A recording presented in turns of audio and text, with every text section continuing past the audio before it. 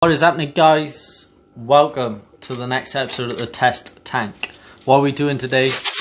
We're adding salt. So it's a common thing to do in saltwater tanks is add salt, but because I like to go the extra mile and be different, you can buy cichlid salt for every different explanation of why they sell cichlid salt. I use Himalayan pink salt. This is like the purest form of salt. You can use reef salt. That's quite another extra thing people do, even in freshwater tanks. It's not brackish. It's still freshwater. It's just a small amount to add nutrients. So in this tank, the point of the test series is to avoid algae and cut down on algae. So algae forms in an imbalance in nutrients. So nutrients can be photosynthesis from the light. It can be from the actual nutrients in the water column. It can be circulation problems and having dead spots, which is causing nutrients deficiencies in certain areas. That's why you get, so the circulation is pretty spot on with this. Something to keep on top of cleaning out the filter and stuff like that. Every couple of months will do you perfectly. But the salt, so the salt has nutrients in it. So you're basically fertilizing the water, technically. So you add in minerals into the water, because that is all salt is pure minerals. So if you buy aquarium plant fertilizer, all it is just the salt broken down into its different mineral, the mineral content broken out of the salt and put into powder form mixed with water, and that's where your fertilizer is for your plants. For any fertilizer, whether it be for house plants, garden plants, or fish tank fertilizer. So obviously you don't want it to be brackish, so you want to add small amounts of salt. So even if this is planted tank, I still do this. So, and with the saltwater tank we can do more. 1 teaspoon per 20 gallons, but we're in the UK, so we don't use gallons, so 40 litres, we're just going to round up to 40 litres. 1 teaspoon is approximately 4.9 millilitres, so we're not going to measure out the grams, we're just going to use a teaspoon because it's nice and easy, just keep the scoop in there. I'm not being fussy, it's slightly over as you can see, it's not perfect, but that's what we're going to do. So we're not going to dose the normal one. You won't be able to see it until I do another update video on the maintenance and things like that. But this tank is starting to get algae on it.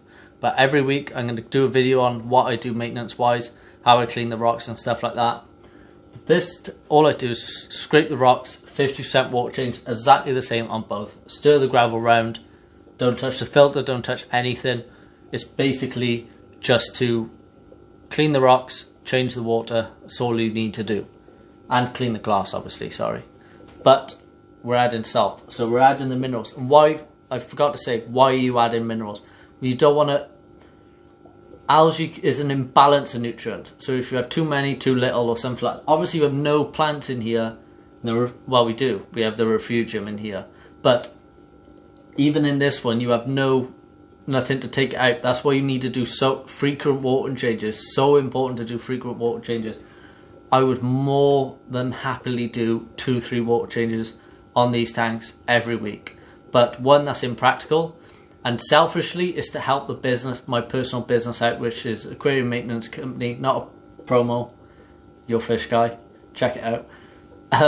But we struggle with this. I'm not gonna lie. We struggle to keep tanks clean, even when we're doing weekly water changes. When they're cichlid tanks, they have no plants in them. So that's what the point of this test out selfishly is, to find out how we can get around it. So we're testing new stuff that we can't do with customers' tanks, but we can do with our own, so it's not a problem. So we're going to I dose the salt in the customers' tanks, not a problem for the fish, don't worry about it.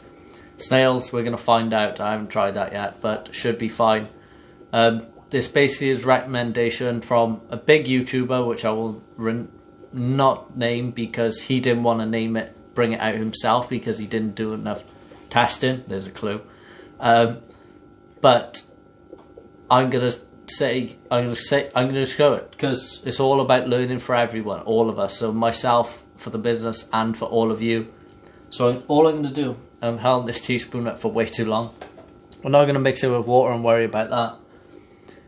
You can do, it'll be better, but all we're going to do, just to simplify it, is just pour it on the rock in one of the gaps, really, because you don't want, it'll leave little pink stains. It doesn't stain it, like you can't get it off.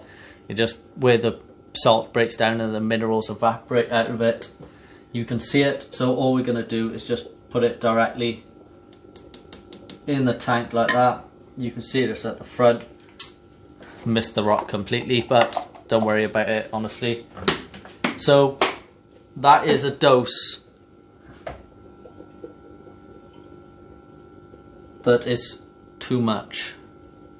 So again, it's a cichlid tank, so it can handle more dosage. Like if you look at reef salt from Seachem, they recommend 1 teaspoon per, or pretty much 1 teaspoon per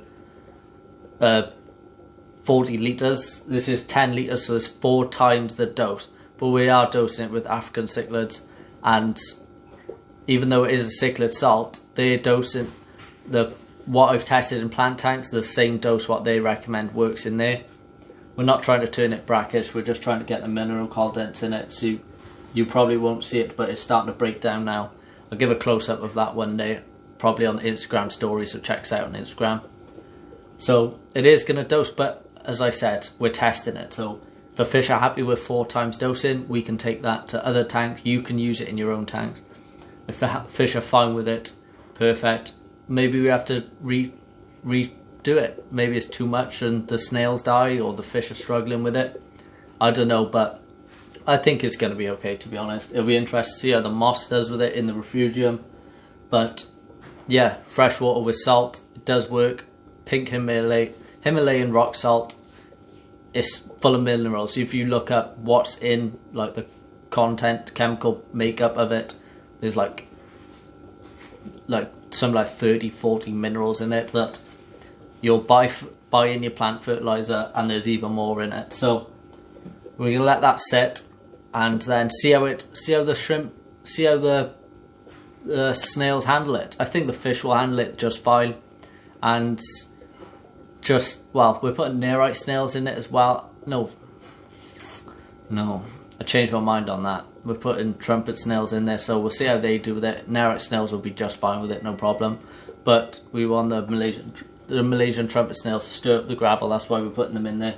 But we'll see. If we have to change it, we have to change it. So what was a key thing is that's a full dose tank, right? So that's 4 times the recommended dosing, so 1 teaspoon per 10 litres. That's a lot of salt. But it's only cheap pink Himalayan rock salt, so I won't be too worried about it. Yeah, so we'll see how it goes with the snails. And yeah, so I'll leave it there. We'll see what happens. I'm confident, I'm keen, but if it doesn't work out, we'll address that and just lower the dose when it gets to it. Important thing to notice, as I said, that's a full dose. So if we dose, when we drain 50% in the water change, that's 50% of the salt gone. So there's still 50% of that salt in there theoretically.